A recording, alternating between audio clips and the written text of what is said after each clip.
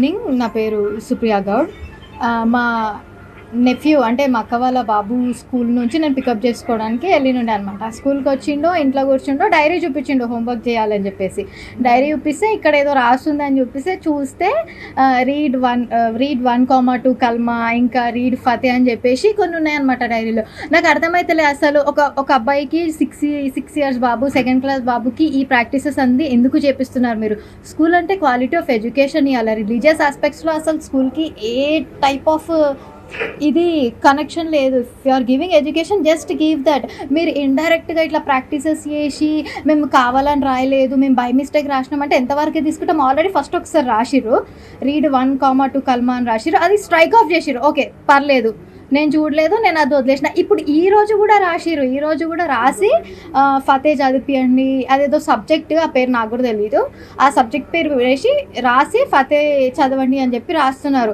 అసలు వాడి ఏజ్ ఏంది, వాడి రిలీజన్ ఏంది అంటే అదొక టైప్ ఆఫ్ బ్రెయిన్ వాష్ లాగానే ఫీల్ అయినా. నేను వెళ్ళి అడిగితే ఆ స్కూల్ ప్రిన్సిపల్ ఏమని చెప్తుంది, ఇది ఒక రిలీజియస్ ప్రాక్టీస్, ఇది అందరు స్టూడెంట్స్కి మ్యాండేటరీ అని చెప్తున్నారు. అట్లా mandatory? You are literally forcing things to right. అసలు యాక్చువల్లీ ఇక్కడ చూడండి, ఇక్కడ రాసింది రీడ్ ఇగో డేట్, ఈ రోజుదే డేట్, ఇది ఈ రోజుదే ఇక్కడ రాసింది.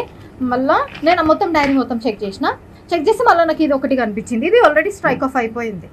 రీడ్ 1, 2 కల్మా అని చెప్పేసి ఇట్లా ఇంకా ఎంతమంది పిల్లల బుక్స్లో రాసినారో తెలియదు. ఓకే మీరు అంటారేమో అదొక సబ్జెక్ట్, వీళ్ళకి ఆ సబ్జెక్ట్ ఉంది అంటే ఆ సబ్జెక్ట్ ఏ పిల్లలు అయితే తీసుకున్నారో ఆ పిల్లలందరినీ డైరీ సపరేట్ పెట్టి ఇవ్వండి, వీళ్ళ డైరీ సపరేట్ పెట్టి ఇవ్వండి. ఇక్కడ క్లియర్గా లియాన్స్ కృష్ణ అని పేరు కనిపిస్తుంది. ఎట్లా రాస్తారు? మళ్ళీ వెళ్ళి అడిగితే ఫస్ట్ అడిగితేనేమో religious practice and it is necessary for all the students అన్నది. సెకండ్ టైం అది ఎవరైతే రాసిర్రో ఆమెనే వచ్చి నేను బై మిస్టేక్ రాసిన అంటారు. అంటే మీరు గడికి పేరు ఇట్లా చేంజ్ చేయడం అసలు కరెక్ట్? అది వాంటెడ్గానే రాసినట్టు నేను పర్సనల్గా ఫీల్ అవుతున్నాను. ఇది ఇంకా ఈ ఒక్క డిపార్ట్మెంట్లోనే అవుతుందా? ఇంకా సక్సెస్ స్కూల్ సైదాబాద్ ఇంకా వేరే బ్రాంచెస్ కూడా ఉన్నాయి, కాలేజెస్ కూడా ఉన్నాయి. ఇంకా వీళ్ళకి అసోసియేట్ టైంలో ఎంతమందితో అట్లా ఎన్ని రాస్తున్నారో మనకు అసలు ఐడియానే లేదు. ఈ రోజు నేను డైరీ చూసినా కాబట్టి రియాక్ట్ అన్నాను. నేను ఒకవేళ డైరీ చేయకపోతే నేను అసలు రియాక్ట్ కూడా కాకపోతుండే.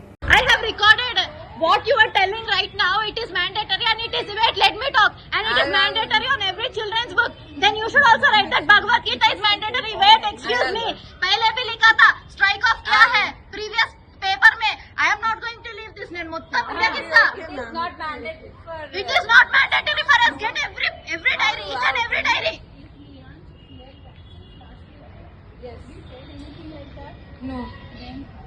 Actually teacher రాయడమే తప్పు. రాయొద్దు. ఎందుకు రాస్తారు? బై మిస్టేక్ ఎట్లా రాస్తారు? బుర్ర ఉండి కావాలని బై మిస్టేక్ ఎట్లా రాస్తారు? It's your That's not the reading Fateh, reading Kalma is not homework for our kids. That is completely unacceptable. Not a religious matter. Religious matter. You cannot write that in the Hindu people books. No, that is completely a misunderstanding. That is completely a misunderstanding. We are not misunderstanding. How can you write that in a diary?